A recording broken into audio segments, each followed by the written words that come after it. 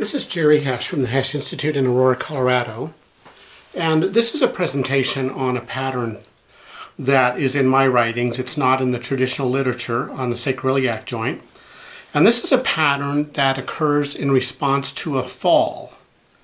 Now there are two different patterns that are typical with a fall. An asymmetrical pattern would be hitting asymmetrically only on one sit bone, for example. And that pattern is called lower wind swept pelvis. And you can find a lot of YouTube information on that. Just type in my last name, H-E-S like Sam, C-H, lower wind swept pelvis. Today's presentation is on a symmetrical pattern of what happens when you fall on the buttocks symmetrically and hit both sit bones. But what happens is it jams the ilia forward to the best of our understanding. And the sacrum is tapered just like this tapering of the ilium. And when the ilia are jammed forwards, it's the same thing as if the sacrum came backwards. Very similar presentation. In these presentations, the sacrum typically looks prominent, and there is a lack of motion in all directions. It wedges, it jams the sacroiliac joint on both sides to the best of our understanding, because every passive motion test will be blocked.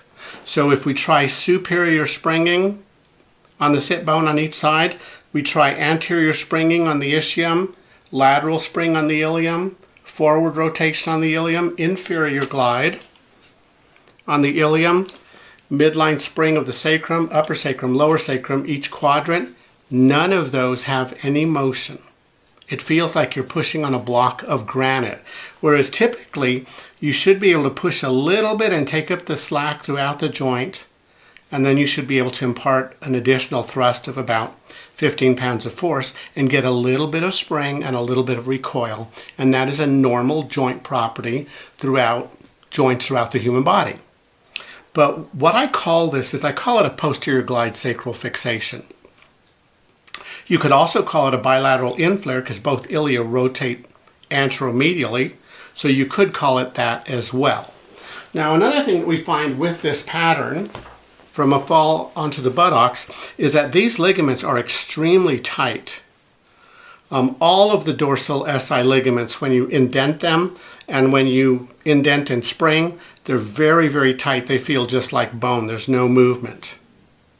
Okay? Now, this pattern also limits motion at the lumbosacral junction. So when you do a spring test at the midline of L5, there's no movement there. That joint is also stuck, the lumbosacral facet joint. Further up in the body compensates reflexively for this pattern.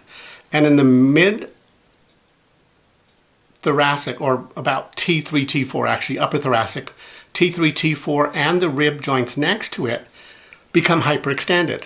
And that's driven through muscle, through a reflex of the body. And the body is trying to adapt to the line of gravity. And when the sacrum is posterior, it shifts your weight posteriorly, which makes you bend forward in the mid and upper lumbar, and then you hyperextend in the upper thoracic, and you also hyperextend at the upper cervical spine. And so the upper cervical spine will lack traction mobility, and if you spring those upper segments, it will have blocked mobility as well. And that's, again, driven through muscle tension, driven by the nervous system. And the reason I can say that is because when we restore movement in the sacroiliac joint, then we go back and test all these passive motion tests, and they are all normal.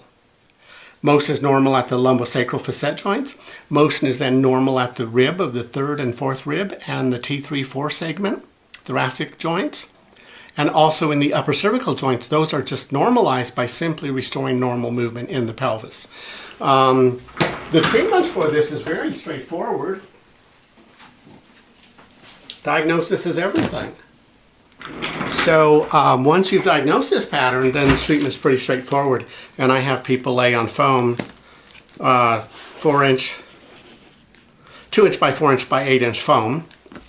And they lay on this for 5 minutes. And I'm trying to allow the ilia to just glide backwards and also allow the sacrum to just glide forward. After 5 minutes of them laying prone on the foam, I keep them in that position. I keep the foam there. And then I come and with my forearm, I place a little padding, fold up a washcloth 3 times and put it over the sacrum.